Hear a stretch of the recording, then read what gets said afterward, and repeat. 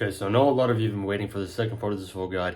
I'm sorry it's been taking this long. Today is April 26th, so it's probably not even going to come out till May or even June if I'm lazy. But I've been really lazy this month, and this month has not been a good month. April has not been a very good month for me in general. Like, I'm losing a lot of momentum, and that's what I'm making this guide for.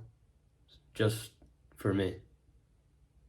Anytime I need help with my mental health again, I always come back to these videos. And I know I put in the shit for these guides. So I know it's going to help me, because I know I forget a lot of things. But that's why I'm putting everything in this one video, or these two videos. Just so I can help myself. Because I'm not feeling proud of myself right now. But then again, it happens. And this is what this mental health guide is for. So this is part 7 of the mental health guide. You can go watch parts 1 to 6. I'll put it in the description down below. This is part 7. Part 7, gratitude journaling. So the main type of journaling that I know of is called gratitude journaling. And in gratitude journaling, you're basically writing down things that you're grateful for every single day. So every single day, write down at least 3 to 5 things that you're grateful for. It can be anything. It can be your parents, your dog, your girlfriend. It can be just that, oh, I benched 1 more rep more than usual. I squatted 200 today for 5 reps instead of 4. I learned how to cook this. Just literally anything about your day. Literally anything. You can be grateful for that. And I know it's hard in the beginning to find things that you're grateful for, because it might take a while. Like, wait, I'm being grateful for something. Why is this taking so long just to come up with things that I'm grateful for? The reason why it's so hard to come up with things that you're grateful for is because you're not grateful for things. Your mindset is completely shifted to, oh, everything is against me. This isn't going to benefit me, so why should I be grateful for it? Why should I be grateful for me getting the bad grade because I got the bad grade? Oh, that fucking sucks. I hate my life. I hate this. I hate this. I hate that. Instead of being grateful for it. That's all of us. Until we start gratitude journaling. I remember back, it took me a while to come up with at least 10. Now it takes me 5 minutes. Gratitude is something that a lot of people lack, including me sometimes. People bitch and complain. I do too, but we gotta start being grateful. So many people don't know what it means to be grateful nowadays. All they do is just bitch, complain about every little thing going wrong in their life. And instead of looking at the good things, instead of looking at the good parts, instead of being grateful for everything, instead of being grateful for their parents, they scream at them, they call them bitches. Instead of being grateful for their teachers, they call them pussies. Instead of being grateful for themselves, they call themselves idiots. What is this, bro? You wonder why your mental health is so bad? Have you ever even tried being grateful for something? Have you ever tried being grateful for your friends? Have you ever tried being grateful for your family, for yourself? Being grateful is one of the greatest things on earth that most people lack, and that I did too. The reason why your mental health is bad is because you're not grateful. The moment you start being grateful for things, the moment you start being grateful for yourself, for others, that's the moment your mental health is going to feel better. That's the moment you're going to feel better. After a while, after a month, 2 months, 3 months, 4 months of gratitude journaling, of being grateful for something, it forces your mind to get into that positive mindset. It forces your mind to become more positive. And when your mind becomes more positive, it stops thinking about all the negatives that can go wrong. And when that happens, you're truly at peace. Because now you're no longer neurotically just, oh, what's going to go wrong? Something's going to go wrong. Oh, he hates me. I don't like him. If he hates me, I don't like him. Oh, this guy doesn't like me. Oh, she doesn't like me. Oh, I don't like myself. My mom's screaming at me. I hate her. She doesn't make good food anyway. When you're like this, you can't help but to have a bad mental health. You can't help but to not feel good. So gratitude journaling, writing down 5 simple things that you're grateful for every single day. That forces your mind to get into the positive mindset. It forces your mind to start being grateful for something.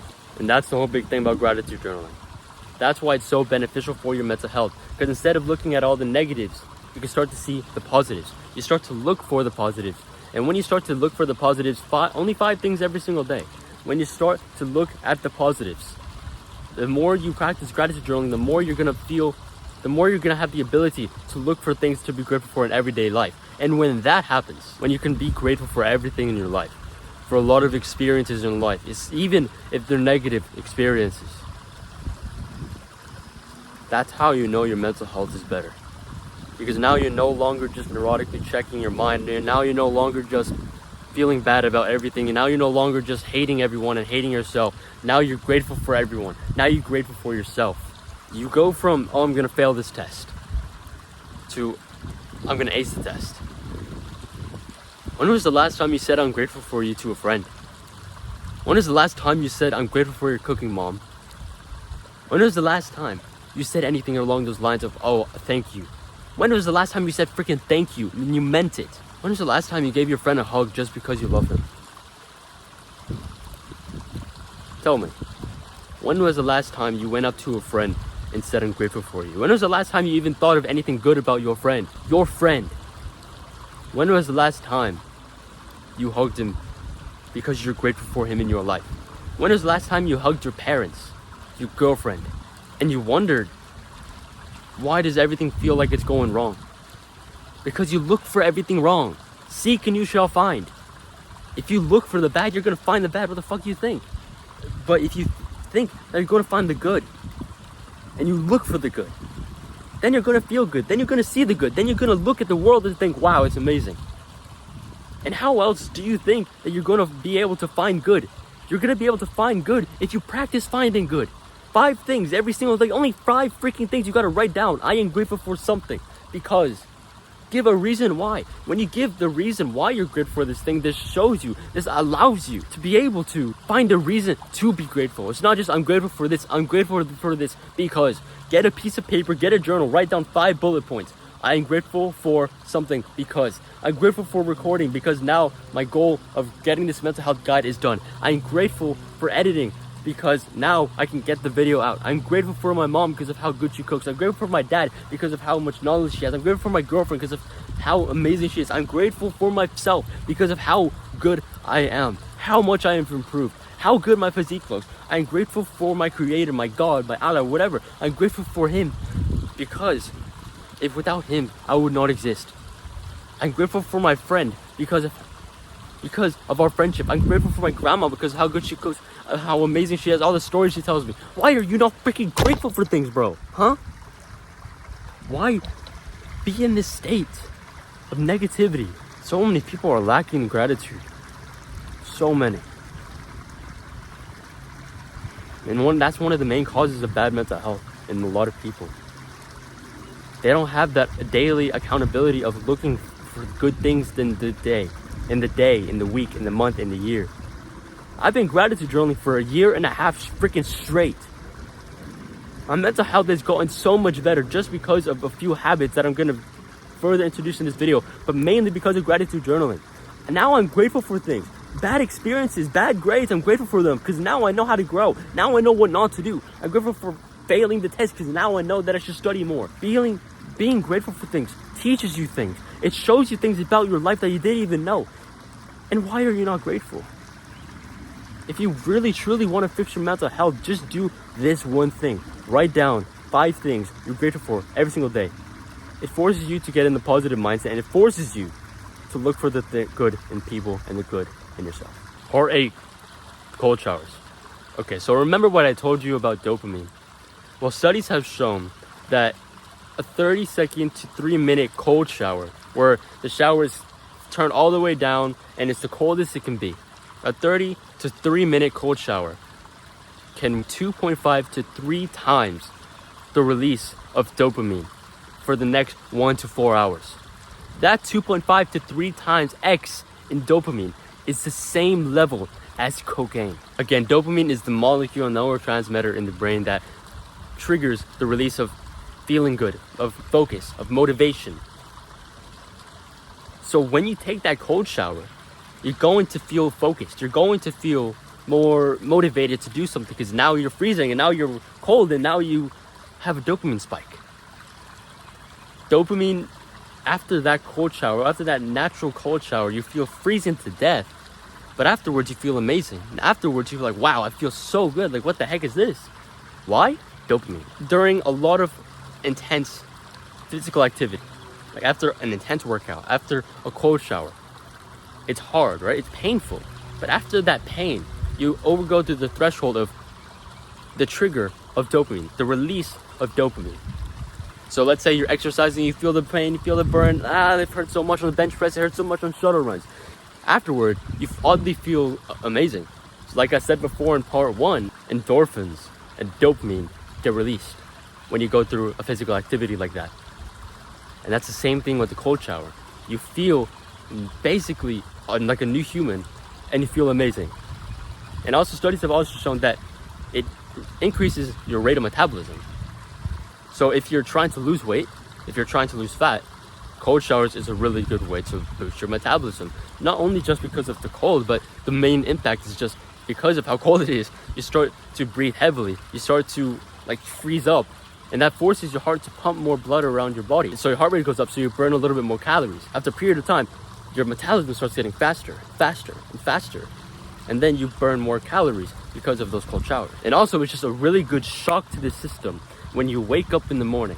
And you wake up in the morning, you feel groggy, you feel tired, and you turn on that cold shower, you go in that cold shower, you're freezing to death, and you're fully focused, and you're, well, it's freaking cold. After a few seconds, after a minute, 2 minutes, 3 minutes, you get out, and then you feel refreshed because of the dopamine. But also, when you're in that cold shower, your external body, it gets cold. But your internal body heat starts to rise. So my example is, think of your body as a house. Think of it during the winter. The external temperature is cold. It's cold outside. But the internal heat of the house, well, obviously it's hot.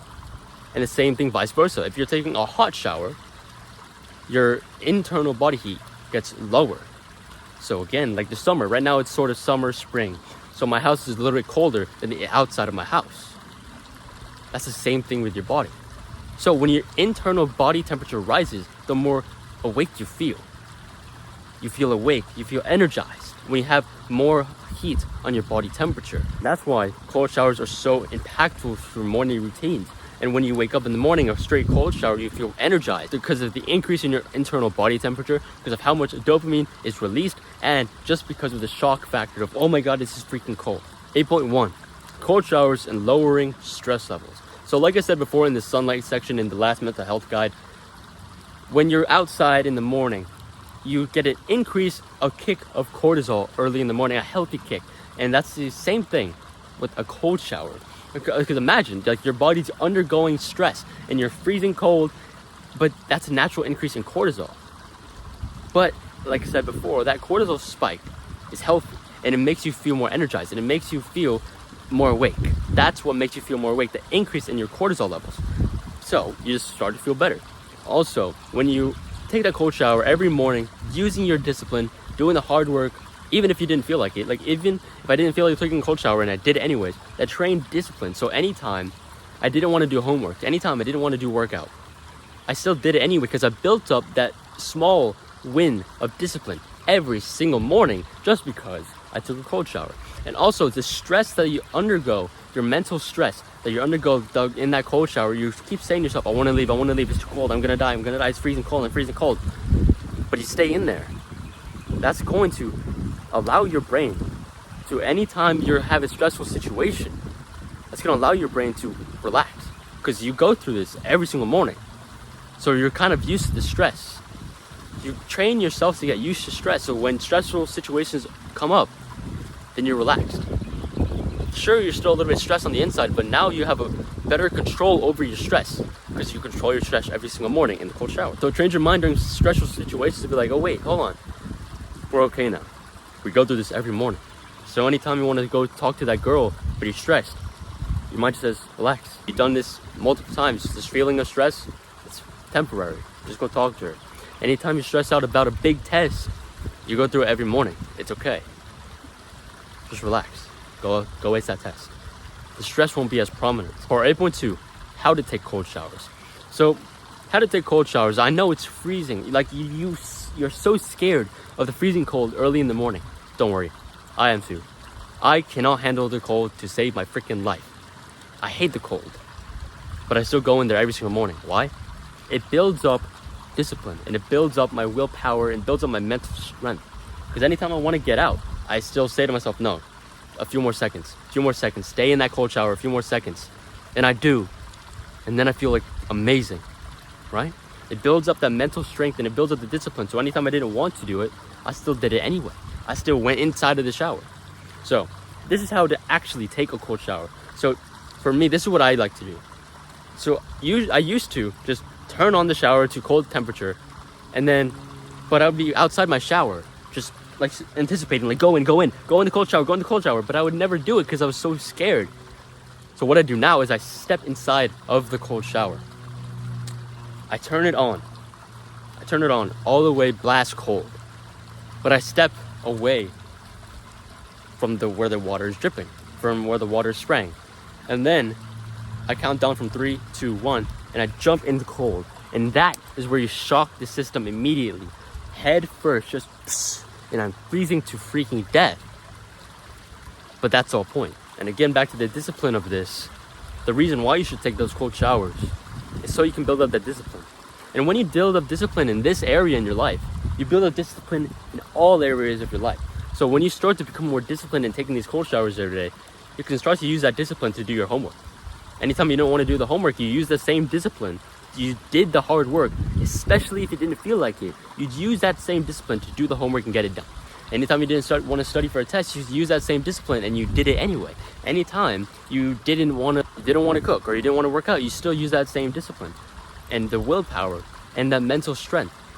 So not only when taking these cold showers, you get the external benefits, but you also get the mental benefits of building up that discipline and feeling better overall. For 8.3, tips for getting in the cold shower. So like I said before of how to take the cold showers, so step inside, turn it all the way cold, count down to 3, 2, 1, and step in that cold shower head first.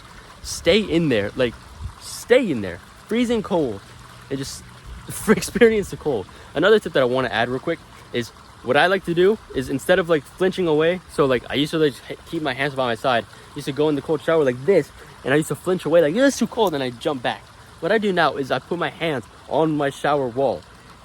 Like I lean forward and like head first into the cold, and I keep myself there. Anytime I want to push back, I said no. Like I push my hands further away to the wall where my hands are like grasping the wall for dear life, and I'm just staying there. And that forces me to stay there. If I have my hands by my side, I can just jump back. I can just go back. I'm like, oh no, it's too cold. But if I have my hand here forcing me to stay there, then I have to stay there. So those are some tips to get into the cold shower. And let's move on to part 9. All right, so this next section is going to be a long one, but it's one that will most likely help a lot of the young guys watching this video. And I know what it helped me first. And it's something that I dealt with for a long time. And recently, I finally got it under control.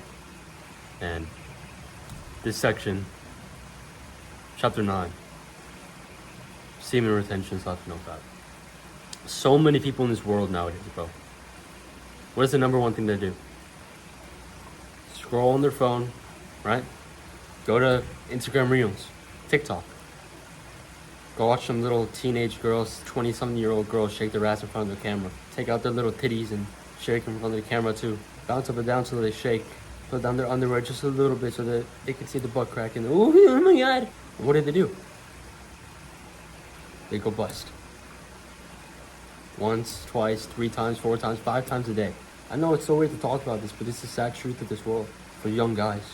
How the fuck do I know? Bitch, I was one. I was one of those guys who just did that all day.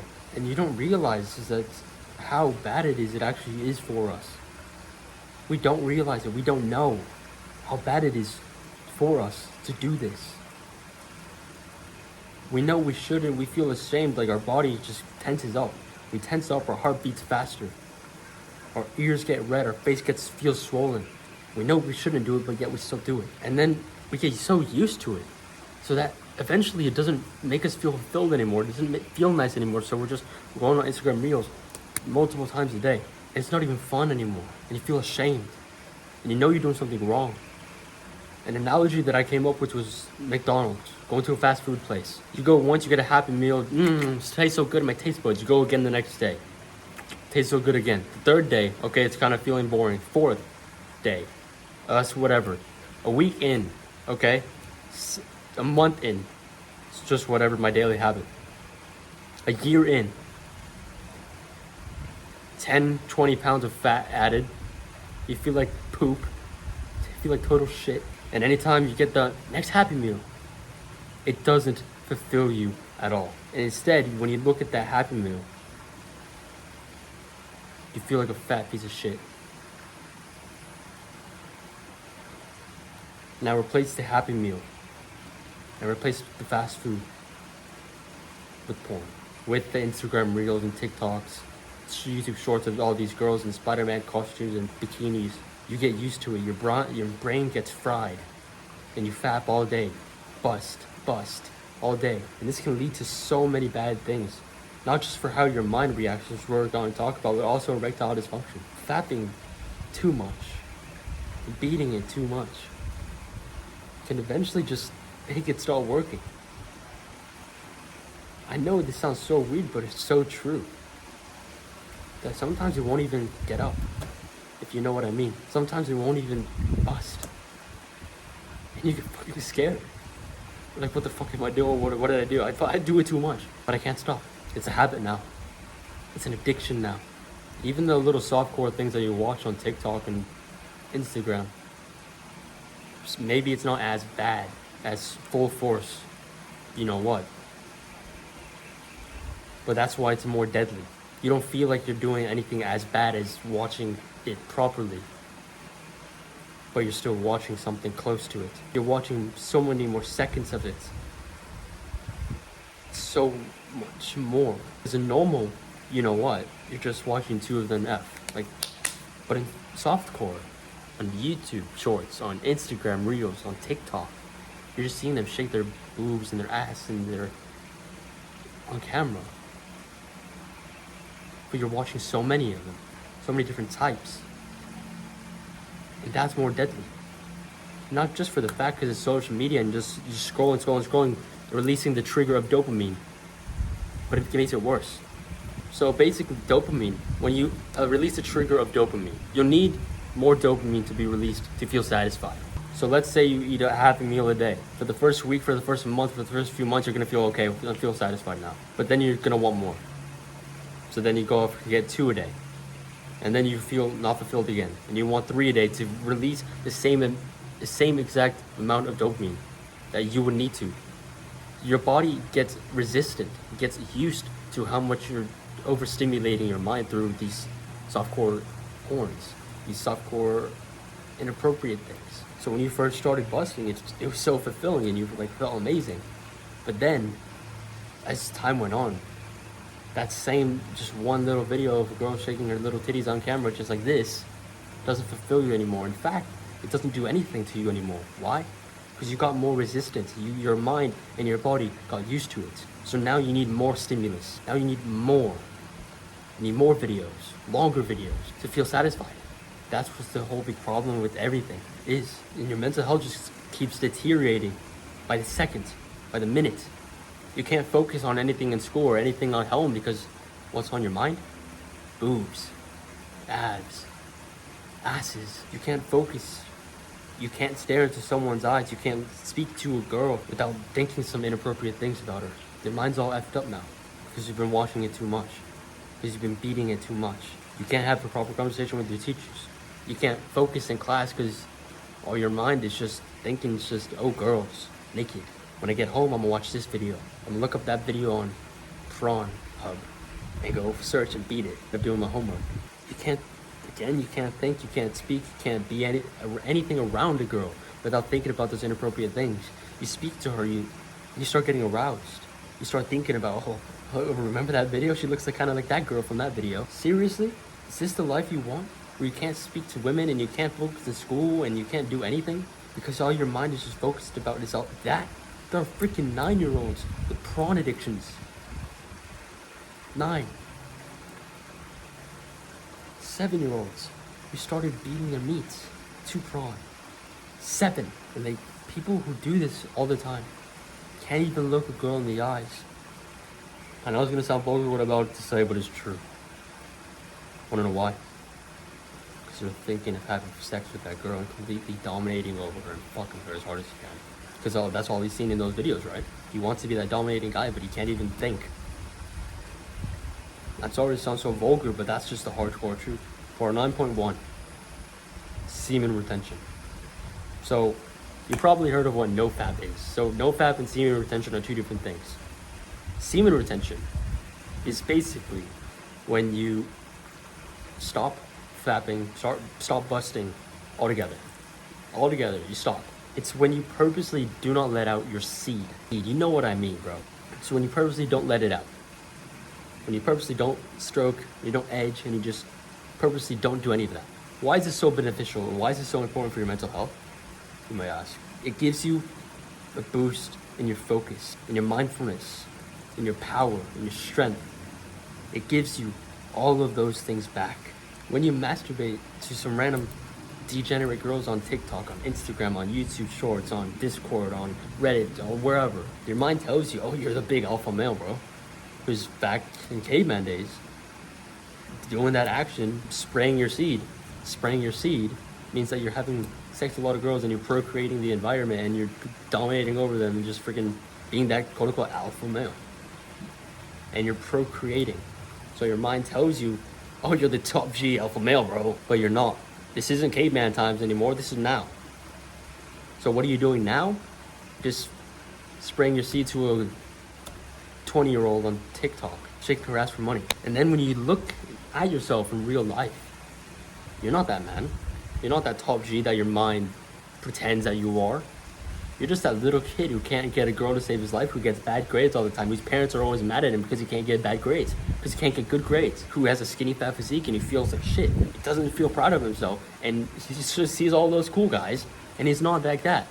He's with his little nerd group. So when he sees that, when he sees what his real life is, he starts to feel depressed. No wonder. Your mind tells you, oh, you're the big top G, but in real life, you're not. You're that little kid who no one respects. No wonder people have such bad mental health now. Because your mind tells you you're a top G when you're completely and utterly not. And when your mind understands that reality, it doesn't want to face it. It wants to go away. So what does it do? Oh, let's go back on Instagram in search of a fine girl. You already know. But if you really were that top G alpha male that your mind tells you that you are, you'll be fucking jacked. So many girls would literally lust over you and they would want to get your number. You don't have that happen. You're still chubby. You don't brush your teeth. You don't purposely style. You don't even try to look more attractive. You don't even try to become a better person. You're just there in your little room, fapping away like a little monkey. You don't have any discipline to become a better person. You don't have any discipline to go work out. You don't have any discipline to go make your bed. You don't have any discipline to eat healthy. No wonder no one likes you. No wonder you feel bad about yourself. No wonder you feel shit. No wonder. But what your mind tells you and what reality is isn't the same. That's why you feel unconfident. That's why you feel like you don't have any focus. That's why you don't feel happy. That's why you feel like you don't have any power, you don't have any strength. Because you feel like an unconfident little freaking bitch. Because reality and what your mind tells you isn't the same. And you fucking know it. And the weird thing is that our seed is literally our power as men. It's our strength.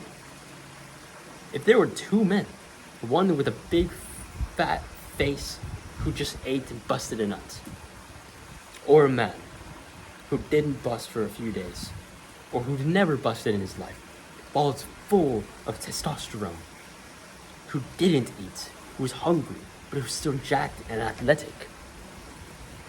If you had to pit them against each other, who would fucking win? Obviously, the man who didn't fucking bust. Fucking pounds on the guy who did, because that little man who fasted, who fat, who watched prawn, who watched corn, is lethargic and fucking lazy. The other guy who didn't isn't. Or the other guy who didn't bust, who didn't fap. Now, there's so many benefits to not busting a nut. And here are my best benefits. Number one, you'll have more discipline and willpower.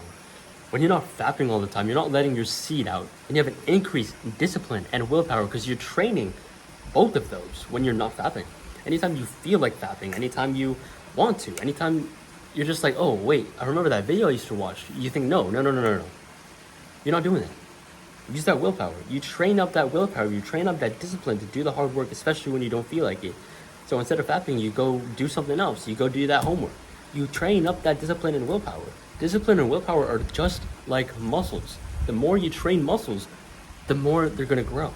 The more they're going to be used. So the more you use discipline and willpower, the stronger your willpower and discipline are going to be. And the less you train them, the harder it is to stay consistent. And when you're on that semen retention, when you have that discipline and the willpower, it's easier to get shit done because you're training that discipline. You're training that willpower, not just for semen retention, but for everything. You can use the same discipline and willpower that you use for semen retention to get your homework done faster. You can use that same discipline and willpower using semen retention to go hit that workout. You can use that same willpower and discipline and semen retention to go eat that healthy food. Simple as that. You're gonna have so much more time to do what you really want to do because one, you're not fapping like a monkey all the time, and two, you have more discipline. Number two, you have an increase in mental strength and you're less reacting to emotions. You see, when you fap, you feel like fapping. You're like, okay, so when I get home, I'm gonna watch this video because I feel like it. But when you stop, when you don't do it at all, when you stop watching those videos and you stop fapping at all, you're training that willpower, like I said before, but you're also training that mental strength and you're less reacting to emotions because when you used to fap, it's like, oh, I felt like it, so I did it. Ooh, yay.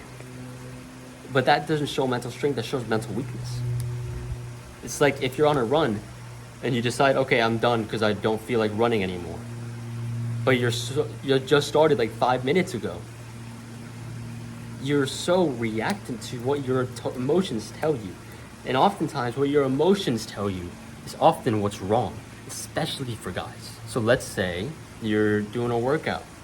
You hit that second rep and you barely feel any pain. And you're just, your mind's like, oh, let me stop. Okay, let me stop now. No. When you have that discipline and willpower and when you build up the mental strength from not fapping, that you build up the ability to be stoic. You build up the ability to not be as reactant to those certain emotions. So anytime you're on that run, after 5 minutes when you start to feel a little bit out of breath, now you can just keep on going. You're like, wait, no, let me not stop because I gotta keep going.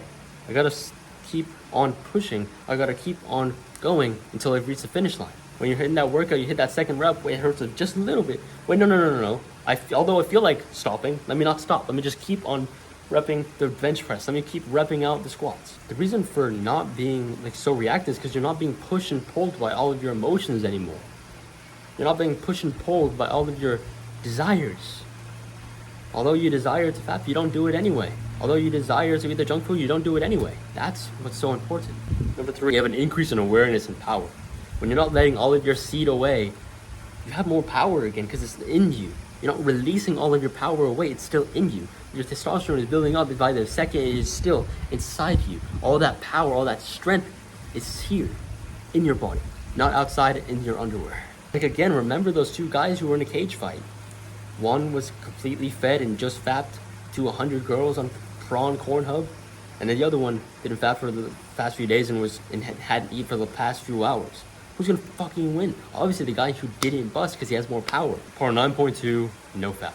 So the difference between no fap and semen retention is semen retention, you're not letting your seed go at all.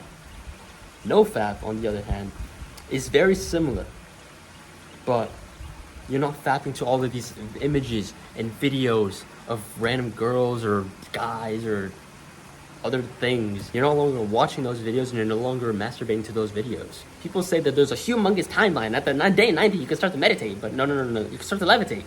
No, there's no exact timeline for NoFap, but there are benefits. And the benefits from NoFap are pretty much the exact same from semen retention. During NoFap, you're trying to decrease your cravings and you're trying to not give into those cravings of watching those videos. You keep away from every single little thing involving all those inappropriate things and dirty things, jacking off, masturbating, watching those videos, and you try to clean the slate. Part 9.3, how to stop fapping. So there's so many things that I could say, but there's one thing I want to say first before I get into all the other advice that I wrote down here. I learned this from a psychologist from the channel Psych Hacks. His name is Dr. Orion Tarabat. It's something that he said from, I believe it was an Alcoholics Anonymous So a synonymous group is a group of people who, if you're dealing with an addiction, you go to for real top tier help. It was a 12 to 11 step process that involves how to stop giving into all of these freaking cravings from any addiction. The two people who created this, they were alcohol addicts. So they created a system to decrease the want for alcohol and stop being so addicted to alcohol, and it worked. So then they implemented it, they applied it into so many other people, they created so many groups for different things. The one thing that Dr. Ryan Terabin taught me, or said in that video, was anytime you're feeling a craving, just say to yourself, tomorrow. I'm not gonna drink the beer today. Let's see about tomorrow. And then the next day comes. The exact same thing. I want the beer today, but wait, let me just hold off. Let me see about tomorrow. The next day comes. Oh, wait, I want a beer. I want to fap today. I want to see so many naked wait, no. Let's see about tomorrow. It's, at any time you have that craving, just say, let's think about it tomorrow. But the weird thing is, tomorrow's never going to come. Tomorrow's never going to, finally, today's the day I can fap. That's not happening. It's an endless loop to trick your brain into thinking that there's going to be a reward eventually, even though there's not. So you just keep pushing into tomorrow. And this is the technique that I've used for the past month and a half. That has completely and utterly worked. Everything else here still works 100%. But this is the main thing that literally, single-handedly changed everything for me. Through January, February, somewhat a little bit in March, I was still struggling a little bit with NoFap. I was still searching all those videos a little bit, not like porn, but just still looking at Instagram models. I wasn't fapping to them, but I was looking at them for thumbnails. I downloaded the images for thumbnails and I put them onto YouTube. I deleted those pictures, but I still had all those thoughts of all those girls in my mind. I was like, they're kind of cute. I still have those thoughts and all those images in my mind. And I felt so much lust that I didn't fap to anything. I just fapped to fap. Busted to bust, I guess. Because of how much lust was in my body. But ever since I started implementing this around a month and a half ago, where I just said, no, I don't, anytime I felt a craving to fap, I said, no, tomorrow. The next day came, no, tomorrow. So you get the point. And this is the thing that actually worked for me. So just say tomorrow. And then that tomorrow, when you get to fap, this is never gonna be a thing. Another way to stop fapping is to delete the trigger. So to delete the trigger, basically, a trigger is something that makes you want to fap or makes you want to do a certain thing. So by deleting that trigger, you can stop your addiction somehow, right? Yes. So how are some ways you can delete the trigger? Unfollow all of those freaking girls on Instagram and TikTok who you follow. Fitness page. No, it's not. She shares her ass on camera, her bikini haul shit. She shares all that shit on social media, and you know it. You don't watch it, because I saw one ad video and I actually got ads because of it. No, you don't. You don't watch it because of that. You watch it because she shakes her fucking ass in the camera, and anytime she does squats, she puts the camera right in front of her ass, and she just fucking shows her ass on camera. That's the real reason why you watch those freaking videos, bro, and I know because I was freaking there. I was at that point too. So by unfollowing that lady, unfollowing those girls, all of them, I know it's going to be super difficult and you do not want to do it, but if you want to fucking change, if you want to help your mental health, if you want to help yourself, you're going to do this. You're going to do this if you want your future self to be happy. You're going to do this right now. Delete all of them. Unfollow all of them. And even then, if you still feel like fapping, the greatest advice that I can give you, if you're not running a personal brand or you're not doing anything on social media, fucking delete everything. No more YouTube shorts, no more Instagram, no more TikTok, no more Twitter, no more Reddit, no more anything. Nothing. But what if my friend texts me? Freaking give them the freaking number, bro. Freaking give them your number. Phone number. You know those things exist, right? Give them your phone number. Tell them we're gonna give a break off social media. It's delete that trigger. Unfollow those ladies. If you keep following them, if you keep looking up those things on the search bar, this girl, Belle Delphine, Lauren Alexis. You keep watching all those even though you unfollowed them. Delete the fucking app. You don't need it. And another way to stop doing this is, especially on YouTube, is to turn off all search history and turn off all recommended videos. So on recommended, obviously, if you search up a sexy girl, sexy girls are going to be on your recommended page. So I'm going to show you a screen recording of how I did this, of how I turned off my search history on YouTube, so there's no longer any suggested videos or any suggested reels. And now it's just only on your subscriptions. And if you only have it on your subscriptions, if you delete it, if you unfollow, if you unsubscribe from all those sexy girls, then you're not going to want to fap as much anymore. So here's that screen recording right now.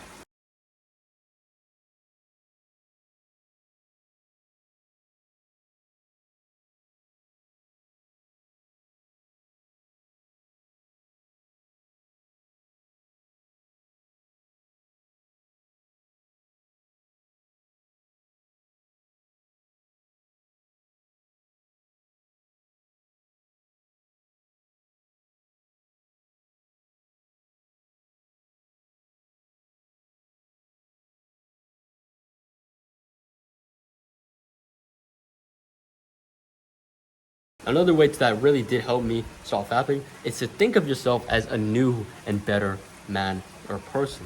So think of yourself as this top G, a real top G, who, oh, I'm not a fapper, I don't believe in that shit anyway, that's haram, that's the devil.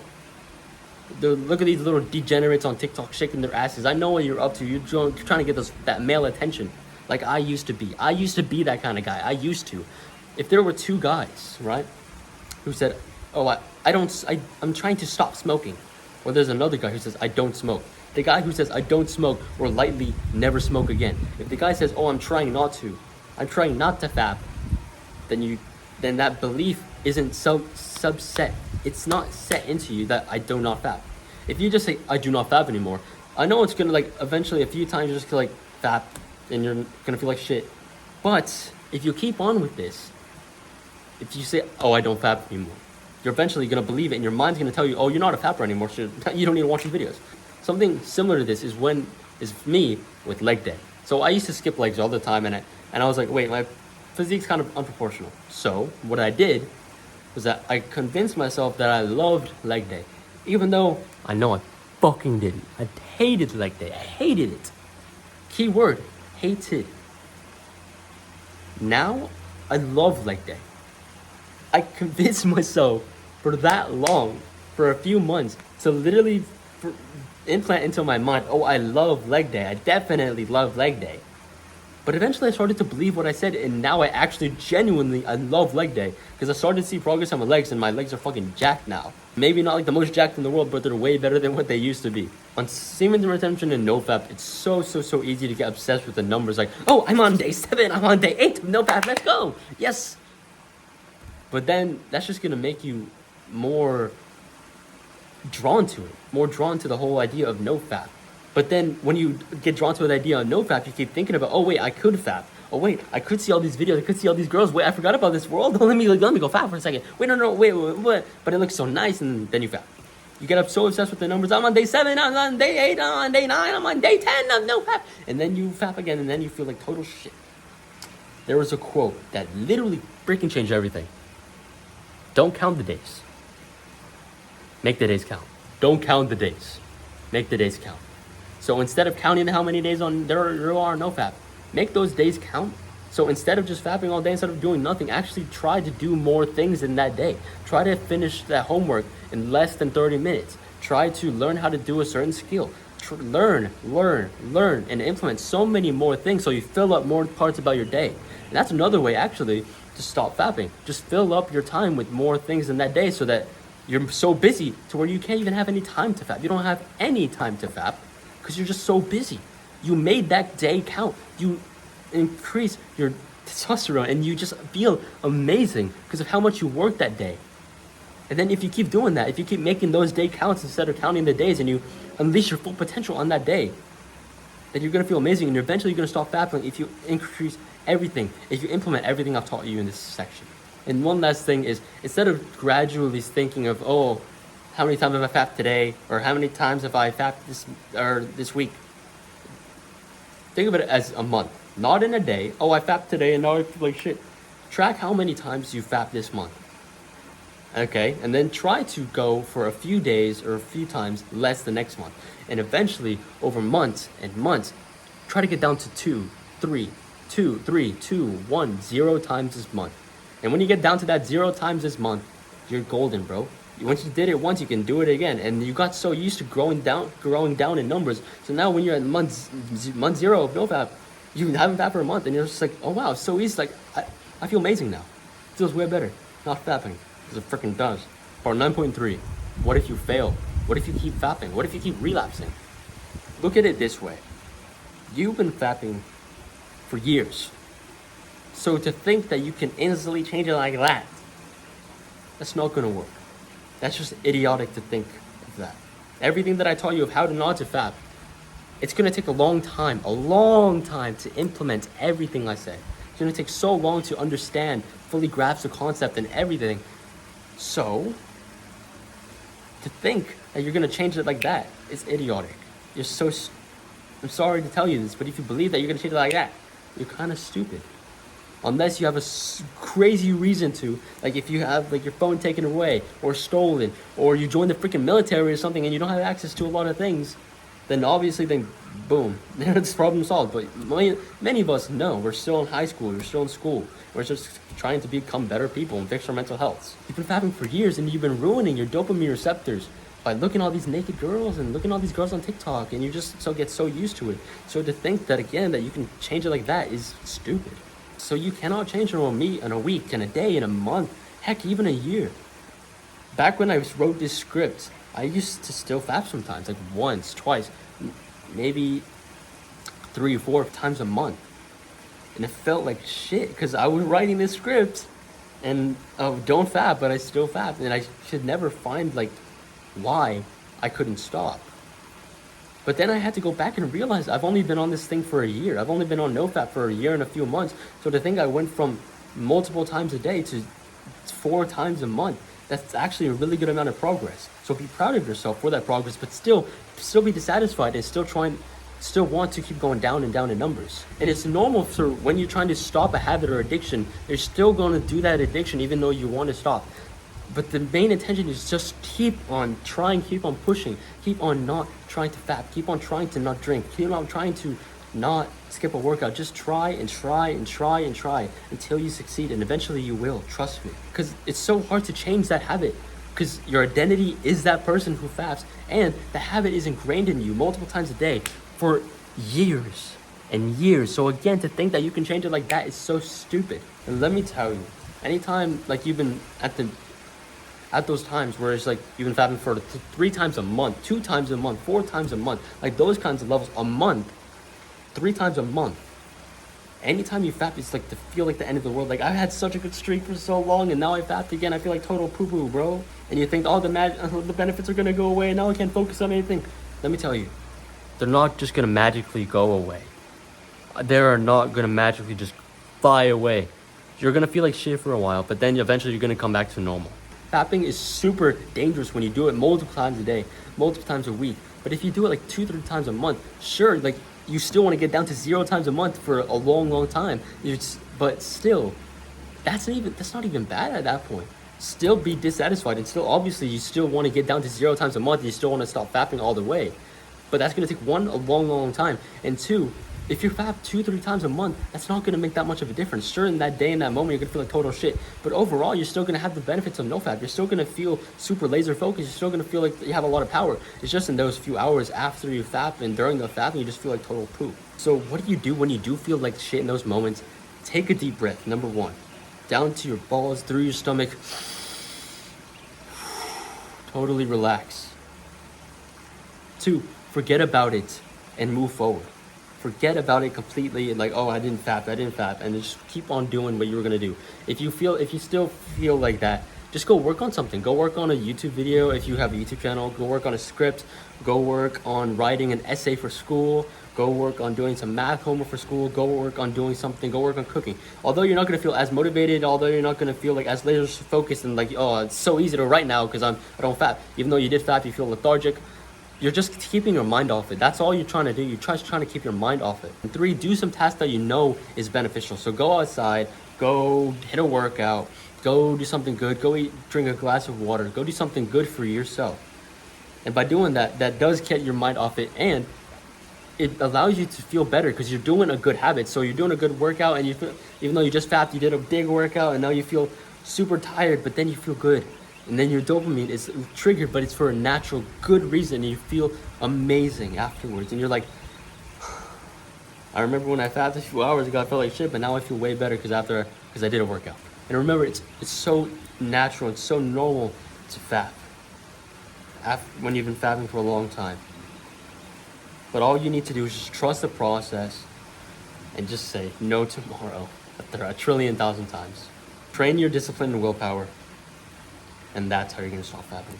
Part 10, having proper conversations with people.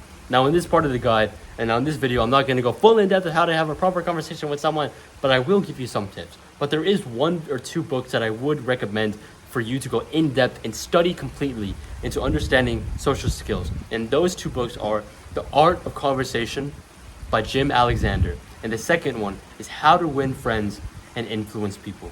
Search up those 2 books, buy them if you have enough money, buy them, ship it to your house, read them, take notes on them, implement what they say. That's how you're really going to have a lot of knowledge and a lot of growth in your social skills and how to have a conversation with someone. But here's some tips that help me. Number 1, stand up straight with the shoulders back, chest out, and chin up. Now, you might not know this, but body language is probably one of the greatest and one of the most important things about having a proper conversation with someone. Because body language shows you what the real intent is. Body language shows you if they're confident, if they're sad, if they're mad, if they're depressed, if they're like closed in, if they're shy. Body language shows you all of that through a person's body. And that judges you. You judge that person by their character because of their body language. If you were to go up to a guy and if you were to talk with him, he had his shoulders rolled back, he had his chin down, he wasn't looking at you, he smelled kind of bad, he was kind of rude, shallow breath and mouth breathing, and unattractive, and overall just not feeling confident and making you feel like poop and very condescending and rude, would you want to freaking talk to that guy again? Probably not. You would most likely not want to talk to that guy again because of his poor body language. And people with the bad body language, with the poor body language, are often those people who are really rude. You're often those people who are condescending or self-conscious about themselves. Those kinds of people are often the type who aren't confident and won't really bring you a lot of value. People base things off of the value that they get. If they don't feel like you're going to bring them a lot of value, they're not going to want to talk to you a lot. And that's just the sad truth of it. Sure, people can learn things from every single person on this earth. But people who want to make good friends with someone, they base a lot of things off of value. Number 2, look them in the eyes and make eye contact.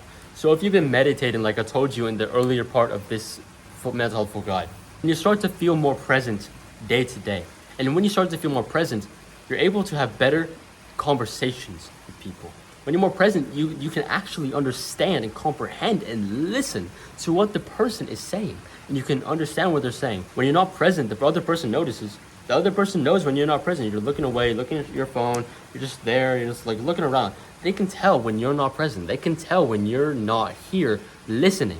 And when you're not listening to them, that makes them feel unworthy of love, and that makes you feel unloved. That makes them feel like they're not wanted. And when they feel like they're not wanted, then that's when they're like, okay, I don't want to be friends with you. I don't want to talk to you anymore.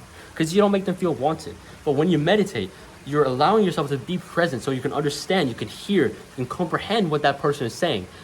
And you can actually respond. You can actually take a moment after they ask you a question or after they finish telling the story. You can actually take a moment to comprehend it, be real, be here, and give them a proper response back. Instead of just like, oh bro, look what I found on my phone, or a wrong response at the wrong time because you weren't paying attention. They can tell that you're daydreaming and thinking about random shit because you're not present. And when you meditate, you're present. Tip number 3. So once you've known someone for a while and you can get to know them more, you gotta start to ask deeper, more thought-provoking questions to see who they really are, to understand them more, to understand who your friend or your girlfriend, who your mom, or your dad, who your grandparents are. You can start to get to know them better. And when you start to have these deep, loving conversations with them, you get to feel better about yourself. And you start to get to know them, and they're like, wow, I never knew this happened to you. how did this make you feel? You start to ask them questions like, what are your top 5 best characteristics about yourself? What is a hard challenge that you went through in your life? What is a hard thing that happened to you in your life, but you grew through that? Were there any times where you felt like you were alone? What's your favorite thing about this world? This allows you to better know that person. And when you better know that person, you get to understand who they are and know who your friend is. And you get to build more deeper and more meaningful relationship with them. Part 10.1, the benefits of having a proper conversation. So once you start to implement the knowledge from the books and what I just told you, the books again are Art of Conversation by Jim Alexander and How to Win Friends and Influence People, you start to feel alive again. Why? Because you get the most out of every single second of the day with that person. You get the most of your limited time together with that person. You get to learn who they are, you get to understand who they are, and you get to be with them presently. And you get to feel like you have a better, more meaningful conversation and better friendship with them because you both are present. When you start meditating, it's amazing. Like, you guys feel so connected. And you both feel heard and loved because both of you are present. But if you guys are just having a normal, boring ass conversation while you're just both scrolling on TikTok, like, how was your day, bro? Oh, it's pretty okay. Like, what the fuck is that? You don't feel fulfilled, and you feel like that friendship is going nowhere, and you feel like that friendship is absolutely dog doo-doo because you're just staring on your phone all day, just asking each other boring freaking questions. And once they're gone, once they're out of your life, because friends come and go, once they're out of your life or once you pass away, when you're on your deathbed, you're gonna think, I wish I had more conversation with that guy because I'm gonna miss him. You get to understand and hear what that person is saying, and then you get to feel happier because you understand what they're saying, and then you guys can have a beautiful conversation. I want to tell you a story about the time where I was talking with my friend. So we were sharing a room together. This was on an Italy trip, and we were sharing a room together, and we were just having a present conversation about life. And both of us were present in that conversation, and we already knew. After that conversation was done, like, we were just about to go to sleep because it was like pretty late at night. I was like, this was one of the best conversations I've had with someone in a while. And he was like, he understood what I meant, because it was a deep conversation, getting to learn who we are about each other and getting to know each other better. And it just felt amazing to get all of that out and get and understand and learn and teach other people things. And I also want to tell you another story about a time where I met a friend who also meditates as well. I felt so connected with him, even though I never met him before, because I know that he meditates too. I could already feel it, because he was present. He wasn't just on his phone, just like scrolling or just looking around. He was present with me. He understood what I was saying, and we were both just talking to each other. And we were with each other, present. It makes us feel both wanted, and made us feel both appreciated because of that. Part 11, lowering screen time. Now, I know I said this a lot during this video, during this full guide, but the main reason, and this is serious, especially more prominent in my generation in this time more than ever, the reason why a lot of our mental healths are so bad nowadays is because of screen time and social media. They're on their phones, TikTok, Instagram, YouTube, Twitter, Reddit, on their iPods, on their iPads, ruining their dopamine, ruining their lives. They keep searching and searching and searching for the next YouTube short, for the next TikTok, for the next Instagram reel to satisfy their little dopamine craving because of their rotten freaking brain. They rot their brains, they fry their dopamine receptors to be able to feel happy, to be able to have motivation. They fry all of that just by scroll. They get more dopamine. And then the more they use the app, the more they're going to need more dopamine to feel satisfied. Before, they only needed to go on Instagram for like 2 minutes a day. Now they need to be on it for 2 hours a day to feel satisfied. Because the dopamine receptor builds resistance to things, so it needs more stimulus to feel satisfied, to feel fulfilled. Going on your phone so much is also another reason why you cannot freaking focus. So I have a few stories. So back then, when I stopped limiting screen time, or I tried to limit screen time, the main freaking reason I could never get any good grades is because I was just freaking frying my dopamine, frying my mind with how much content I was consuming just on my phone all freaking day, just scroll. That's the reason I couldn't focus. because you're spending barely a second on each little TikTok, on Instagram reel, scroll, scroll, scroll. So you're training your mind to not be able to focus. The average freaking attention span for most people in my generation nowadays is shorter than a freaking goldfish. Do you know how serious that is? A freaking goldfish. They cannot pay attention for more than a freaking second because they're training their minds like that. That's the reason you can't ever focus. The reason you're not going to get a high quality girlfriend. That's the reason you're going to stay sad and depressed your entire life. That's the reason why you're not going to feel fulfilled. Because you're spending so much freaking time on a phone instead of real life, developing yourself in real life. And you're developing yourself on a little mobile game. You're developing yourself on little followers on Instagram, on watching girls shake their asses on cameras. That's your fulfillment, not real life on a freaking screen. Our attention spans are all fricked up because we trained it that way. Like I said before, we trained our minds to not be able to focus. Look at it this way. Our minds aren't made to take in that much information that fast. Imagine back in caveman days once again. Do you think we had all these crazy dopamine edits and everything so fast and so everything? No, we didn't. All we had was life. We were out in nature, not doing a lot. We were talking with our fellow cavemen. We were on the hunt. We were waiting for the boar or something. It was just normal life, experiencing moment by moment. They weren't overstimulated. Do you think their mental health were shit? No, they weren't. They had probably the best mental health because that's how we were meant to live as humans, naturally. So when we're just on TikTok and Instagram all day, that's unnatural things, and we're just rotting our brains, and we're not meant to take information that fast. Of course, we can learn to take information faster, but not that fast. Think back to your grandfather even. If he's just on a rocking chair, he's just reading the newspaper. He's in that present moment reading because his attention span isn't effed up. If we were in the exact same position that we were in, we can't do that. We would just get to one line and then our mind would immediately go out to another thought, while his would actually be reading the entire newspaper. His attention span wasn't fucked up, so he could just read the newspaper normally. Read, go to the next page, read, have a good time on that. But now if we tried to do that, we would be depressed and we would feel bored because we're not getting enough dopamine. Your grandfather would just be in his rocking chair reading the daily newspaper, spending time with his family and kids, going to work, eating good food with his wife and kids. The worst thing he would have to stimulate him was a vinyl record and a radio. That's it. Maybe some sort of television. That's all they had. They didn't have all these super dopamine cuts and everything. They can watch a movie, they can read a book entirely. That was their fun. Sure, that's not fun nowadays, but that's how we were meant to be. We weren't meant to be just be scrolling all the freaking day. That's not what we're meant to be. That's why you're trying to be like that.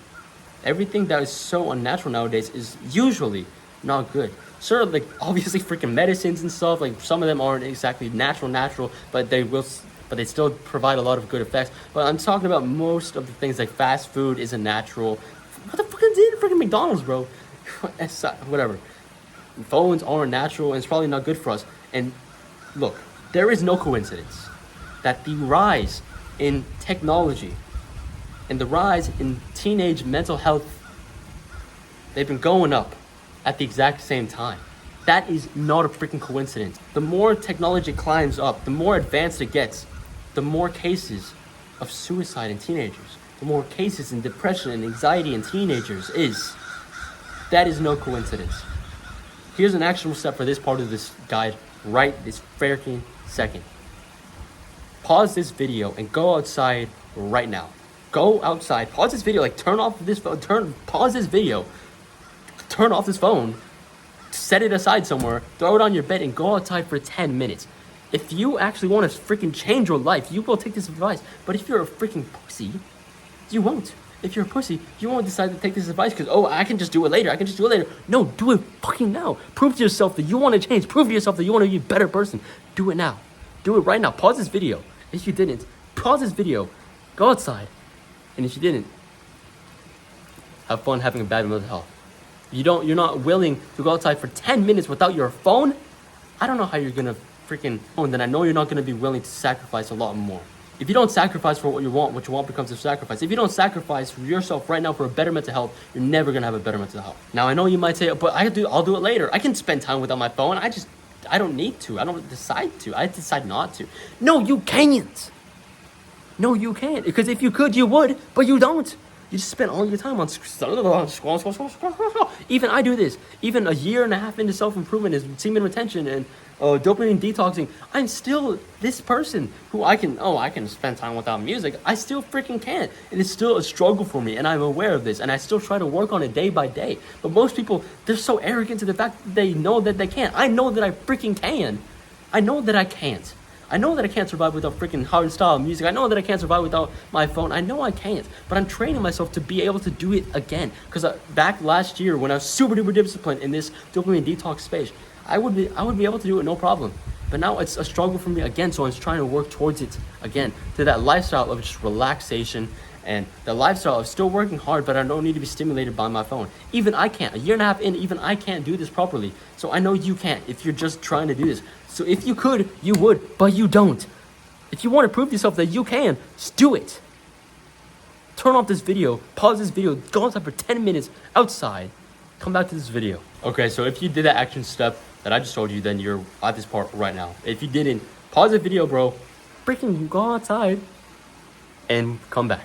Not only has your attention span just been effed up by everything, but also your self-perception. You go onto any social media, you see people looking better than you. You see people showing off their grandiose lives on social media, showing off their beautiful physique, and wow, you look so good. Even I do this. Why? Because I know it gets the views. I know that's what works on social media. Because if you're going to play the game, you might as well play well. Yes, I'm a part of this problem. Yes, I'm aware of that, and I'm sorry.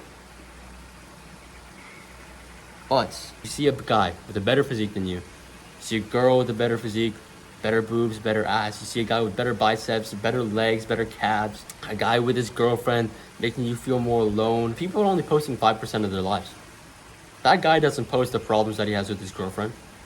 That guy doesn't post anytime he feels insecure. That guy doesn't post himself without a pump. That guy doesn't post himself without the best lighting. If he doesn't post any bad pictures of himself, that girl doesn't post any picture where she looks ugly, where her makeup looks bad, where she looks a little bit fat.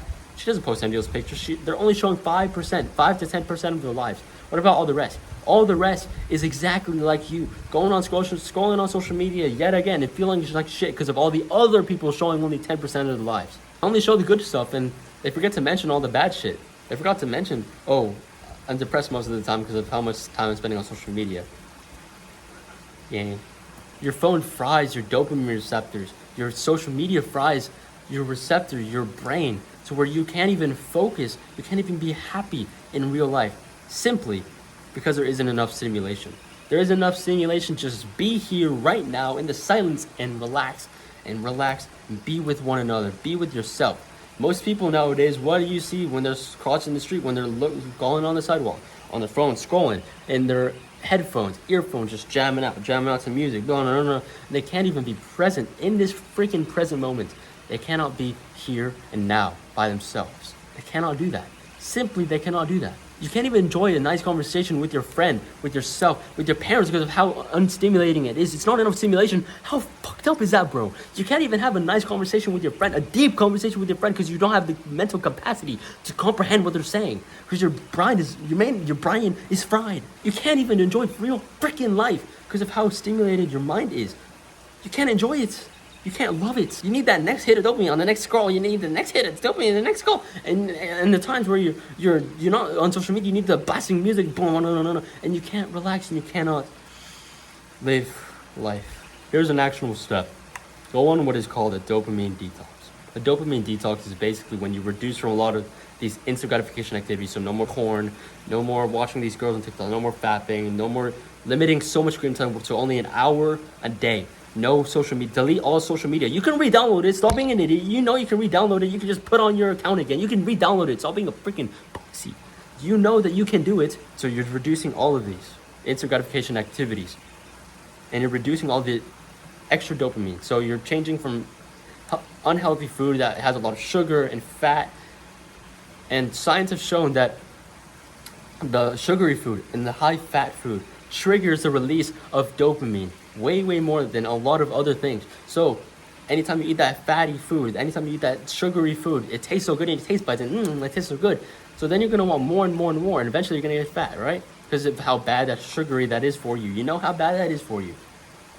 fatty and sugar foods trigger the release of dopamine more than any other thing, any other food. So you just eat it, and then you feel like shit afterwards. So you decrease the amount of junk food you're eating, you decrease the amount of social media you consume, you decrease the amount of time you spend on your phone, you decrease the amount of a lot of the instant gratification activities that I've said in this full guide. And this is like a week protocol where you completely and utterly just go freaking monk mode. You go monk. Like you're living like a monk. You're living outside. You're actually reading a book and you're trying to train yourself how to focus. I'll link some videos down below of like things that I think, videos that I think are super good at explaining dopamine detoxes. And also keep meditating through all of this detox too, because then that brings you mindfulness. So that after the detox, anytime you're on your phone, you think, wait, let me not spend so much time on my phone because of all these factors that play into my ruining mental health. So let me not go on Instagram and scroll today. And a thing that helped me lower my screen time when it first started was literally basically the exact same thing as the tomorrow thing from the semen retention part of the full guide, but instead it's in minutes. So all of these examples was in the car for me. I was in the car. I wanted to go on my phone so bad. I looked at the time. I said, no, 5 more minutes. After 5 more minutes, I said, okay, now another 5 more minutes. 5 more minutes, and then I can go on my phone. After those 5 more minutes, I'm like, no, don't go on your phone yet. Now, after 5 minutes, then you can go on your phone. But then you just keep on going, more. And then eventually, you're there at the destination. And for me, I usually do this for car rides under 30 minutes. If it's over 30 minutes or over an hour, then yeah, I can just use my phone freely. But this is a really good way to literally just stop your screen time usage, stop how much time you're spending on your phone. Because all of those times that you spend on your phone, like your screen time percentage, most of those times, it's just the time that you're bored in the car or on the taking a shit in the toilet, and you're just on your phone. A lot of that screen time is usually from those times where you just going on there for 5 minutes, when those 5 minutes is never 5 minutes and it's more like 5 hours. And also just try to gradually decrease the amount of time you're spending on your phone a month. So let's say you start off at 8, 7. Next month, do everything I'm telling you, like reduce the instant gratification, like try to do the 5-minute method, try to say no tomorrow, stop using your phone as much, realize all the negative effects of it. And then next month, try to go down to 6 hours. The next month, 5 hours. Next month, 4 hours. Next month, 3 hours. Next month, 2 hours. And then next month, an hour a day, a month, an hour and a half a month. And that is when I would say, you are a G. You are amazing at this, and you are doing such a good job. But what if you do need your phone for work? Though?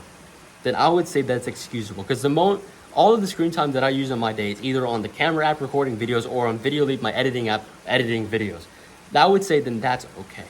But if you're just on social media all day, then I would say then that's unexcusable. Social media is just horrible for yourself in your real life. Not just because it lowers your attention span, not just because it ruins your mind, not just because you see looking better than you and you feel like shit, but also just because if you say literally anything on social media, it can come back to harm you. And I know this well. As a freaking influencer or trying to be an influencer, I say a lot of things on social media that might not be happy with a lot of people. Me saying that you should reduce screen time might make a lot of people angry. Me saying that you should go to the gym and you'll feel better might make a lot of people angry.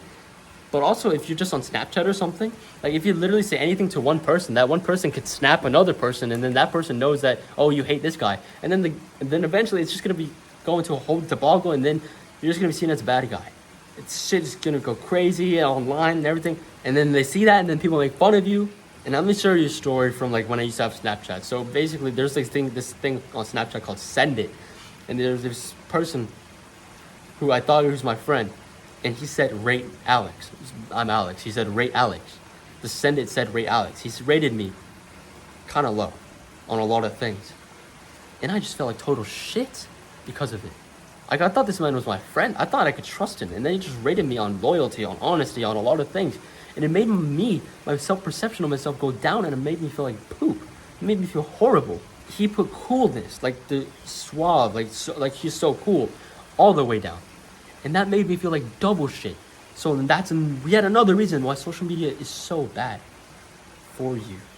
And here's your action step that I know a lot of you are not going to want to do. But if you do, you're going to save your life. Delete all social media. Plain and simple. Delete it.